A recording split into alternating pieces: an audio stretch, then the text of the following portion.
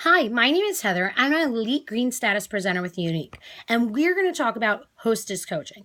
What is the best thing to do to make your parties successful enough, and that way your hostess can understand her role? Now, please remember, ladies, it is very exciting. You get that party, and she's like, yeah, I would definitely want to party with you.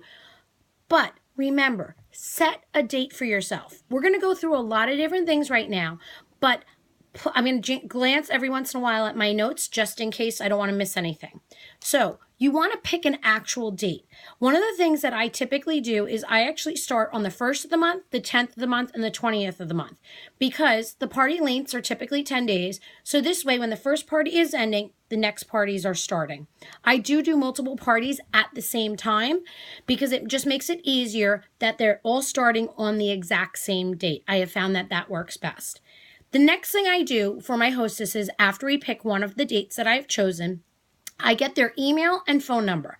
Now, there's a reason why I want to grab these two things. Number one is because I actually take the time and personally make a phone call. And I know it can be sometimes awkward, especially if you don't know that person well enough. But here's your time to build your relationship with the person. Talk to them. Get to know them a little bit. They're your hostess. You want to spoil them, okay? So it is super important to get to know them. Grab their email address because I'm going to also show you something else that I do later on, which is actually after I speak to them on the phone, I actually email them sort of a review. Using a little bit of my teacher side of me, you have to remember, ladies, that some people are visual learners. Some people need the auditory as well. So by doing the phone call, plus them having the email, it gets it a little bit more into their head so they can understand what they need to do to make their party successful.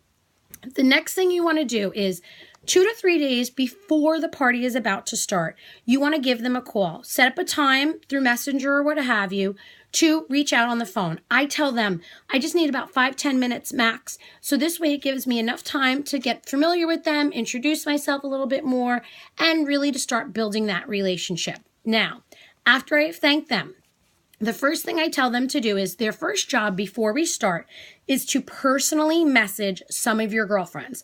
You're going to pick 40 to 60 girls. The reason why I say 40 to 60 is because somewhere in that 50 range is that sweet spot. When you over-invite and go past that 60 mark, people feel like a number. They don't feel that you personally thought of them. It was just that you went through your Facebook page and went girl, girl, girl, girl, girl. I'm not going to participate in something like that. And I know a lot of my hostesses know that their guests and friends will not do that as well. So what do? I tell them to personally message. No group messages because, again, that is annoying and it's spammy. And it, again, takes out that personal touch. Think about when somebody comes to your house. You like giving that personal invite out to them. Hey, I want you to come. It goes much further that way. We as presenters set up the event, okay? We set them up and then they invite their friends. So I'm telling my hostess all of this. They're not going to have to worry about doing any of that. All they're going to have to do is add their friends and invite them after they've personally messaged them. I then tell them when I post my 3 to 4 times a day, I ask them to comment on each and every one of my posts.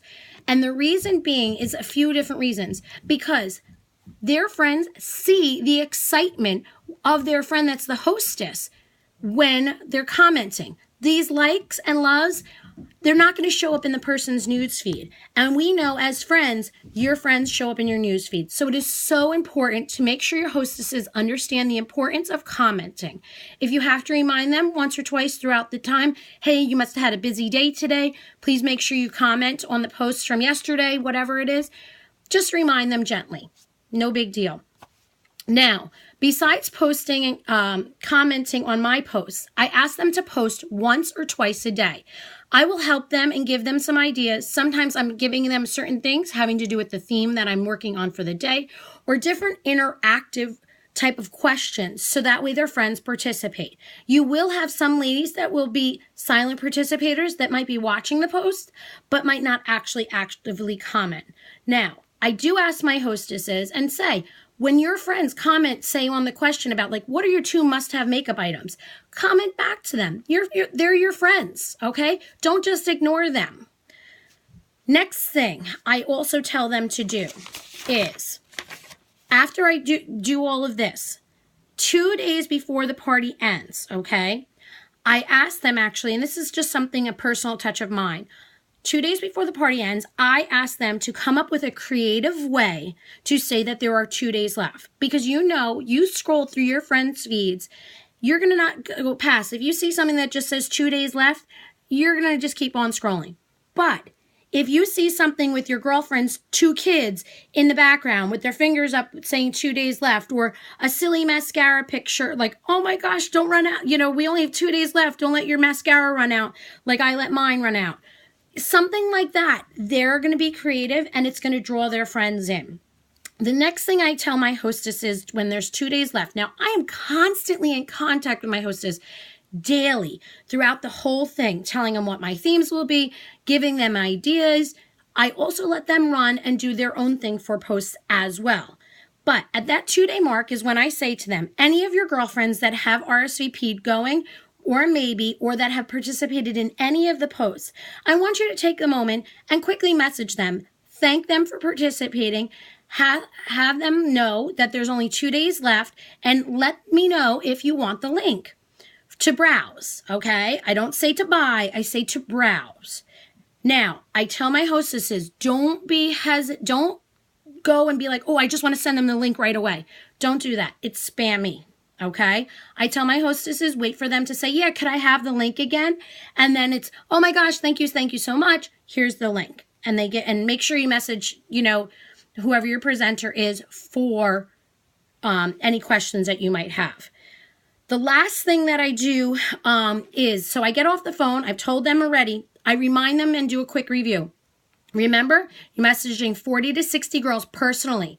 I send them a short and simple message, no word vomiting going on whatsoever, telling them a little bit about what's going to be happening. I also tell them that we're going to have a hostess exclusive in my actual email. So I email my hostesses after I get off the phone. I've reminded them about their posting once a day, their commenting, and then them inviting and personally messaging their friends.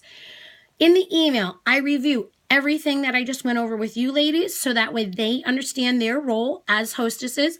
I also tell them in that email message, that, you know what, guys, if you have anybody that's not Facebook friends, maybe it's somebody that's a coworker and you are not friends on Facebook, feel free to tell them about it and then just send them the link. Okay. The last thing that I really do is tell them about a hostess exclusive that I do. And again, remember, you're building a relationship because your hostess could be your next opportunity message. And, a few days into it, she's already doing sort of the same job you are doing. Oh my gosh, I can't believe how fantastic you're doing. You're doing so well. Maybe, have you ever thought about the opportunity? You're planting the seed. They might say yes, they might say no. But guess what, ladies? Sometimes they don't say yes right away, sign me up. And then at the end, you can remind them about that opportunity. So I hope this helps with a little bit of hostess coaching. You also might want to do something. Talk to your hostess, see what's on their wish list, because this way you have a goal in mind to help get your party qualified. I try to typically aim my hostess parties, somewhere between the $350 or over $500 mark. This way, when they hit that $500 mark, they're getting $70 in Y cash around, plus the 2 half-price coupons that they could be using. So it is really important to get to know your hostess, build that relationship, find what's on their wish list, and stay in contact with them throughout the entire party. And most of all, have fun and show your love and share what you love with your hostesses and guests. Have a great day. If you have questions, just let me know.